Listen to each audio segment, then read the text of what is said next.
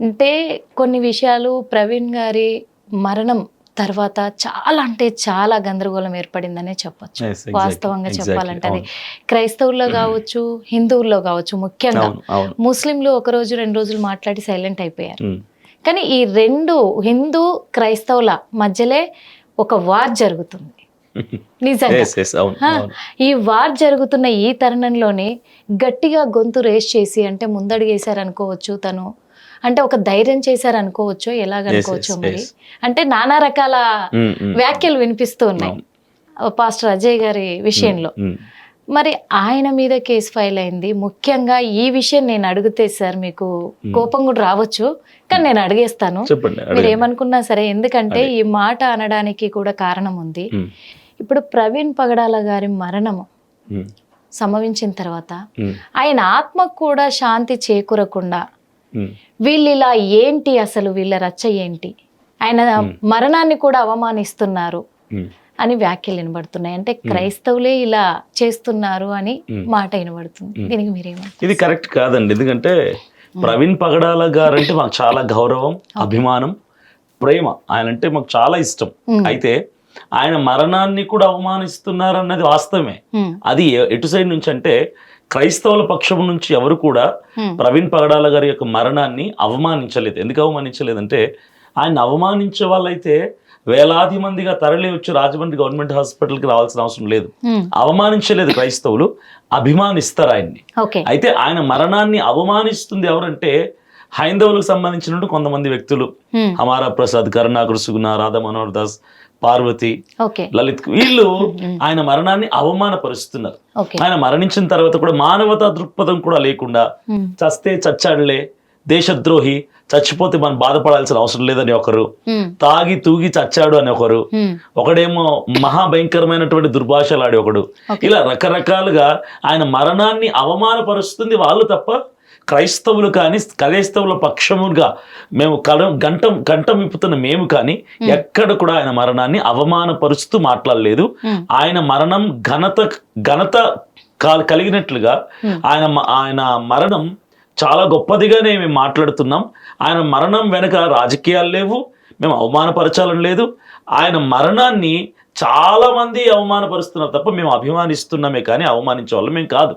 అంటే ఈ మాట కూడా ఎందుకు అడగాల్సి వచ్చిందంటే సార్, ఒక పక్క వాళ్ళ కుటుంబీకులు, ఆ కుటుంబీకులు కూడా ఏం మాట్లాడట్లేదు, ఇంతటితో వదిలేయండి అంటున్నారు. ఇంకో పక్క ప్రవీణ్ గారి మరణం అనేది సంభవించిన తర్వాత 2 తెలుగు రాష్ట్రాలు స్పందించారు, ప్రజలంతా కూడా స్పందించారు. ఒక మంచి పాస్టర్ తను, ఒక గొప్పగా ఉన్న వ్యక్తి తను చనిపోవడం అనేది అందరికీ బాధాకరం అని కూడా అన్నారు. దాని వెనకాల తర్వాత క్రైస్తవులే ఇది మరణం అంటే ప్రమాదకరంగా జరిగిన మరణం కాదు, ఇది హత్య అని లేవనెత్తారు. అంటే కొన్ని ప్రూఫ్స్ అంటే ఆధారాలు అక్కడ ఉన్నాయి కాబట్టి మేము చెప్పాము అని చెప్పారు.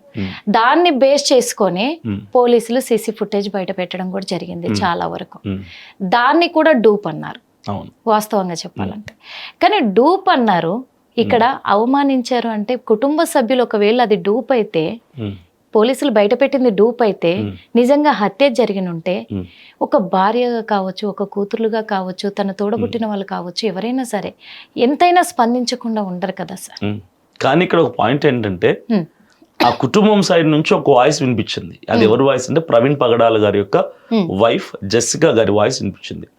ఆయన ఫ్యూనరల్ అంటే బరియల్ రోజే ఆవిడ మీడియా ముఖంగా మాట్లాడుతూ ఆవిడ ఏమన్నారు, మనము గ్రడ్జ్ పెట్టుకోవద్దు, పగ పెట్టుకోవద్దు, క్షమించేద్దాం అన్న మాట ఆవిడ రిలీజ్ చేశారు.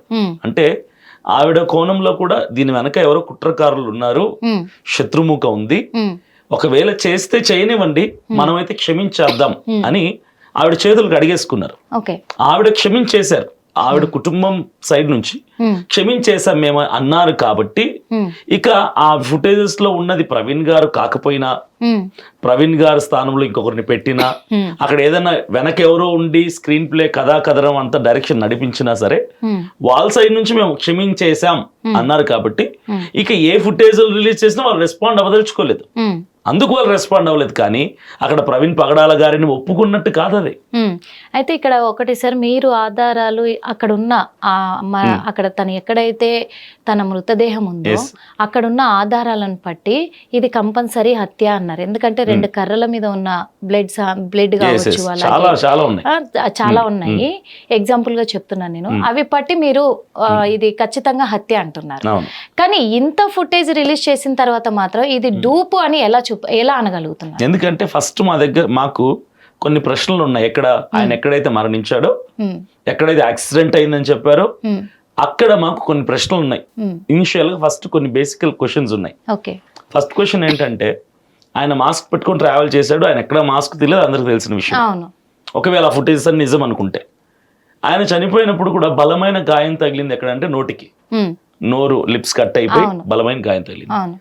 అప్పుడు మాస్క్ వేసుకుంటే మాస్క్ లోపలికి వెళ్ళిపోవటమో, చిరిగిపోవటమో, రక్తంలో తడిచి ముద్దయిపోవడం జరగాలి.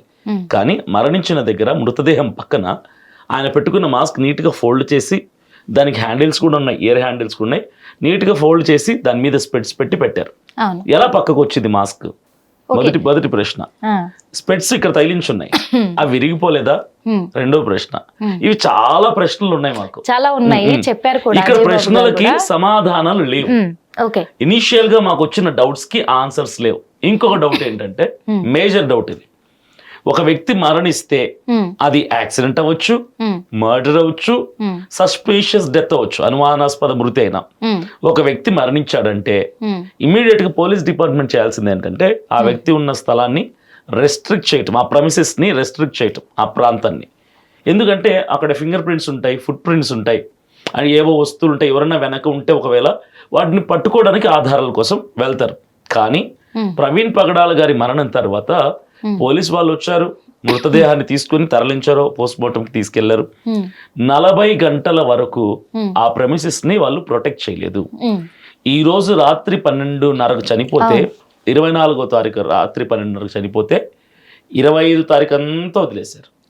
26వ తారీఖు ఉదయం 11 గంటలకు వెళ్ళి అప్పుడు కడుతున్నారు. ఎందుకు?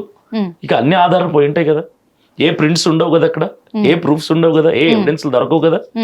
అక్కడికి చిన్నపిల్లలు వెళ్ళారు, వీడియోలు తీయడానికి వెళ్ళారు, జర్నలిస్టులు వెళ్ళారు, అందరూ వెళ్ళారు, వచ్చారు.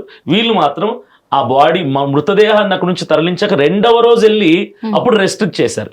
ఎందుకు ఆ నిర్లక్ష్యం వహించారు? హిట్ టీవీ యాప్, ఇందులో short news, live news, entertainment shows, movies, digital magazines తో పాటు మీ జిల్లా వార్తలను కూడా ఫ్రీగా చూడొచ్చు. ఇంకెందుకు ఆలస్యం, వెంటనే హిట్ టీవీ యాప్ ని డౌన్లోడ్ చేసుకుని ఫ్రీగా ఎంటర్టైన్మెంట్ పొందండి. Hit TV app. Hit TV app.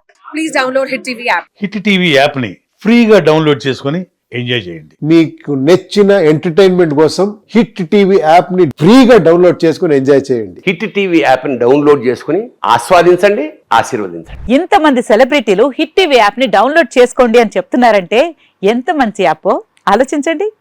America America America అమెరికాలో చదవాలనుకునే వాళ్ళకి విశ్వసనీయమైన పేరు మన శౌర్య కన్సల్టెన్సీ.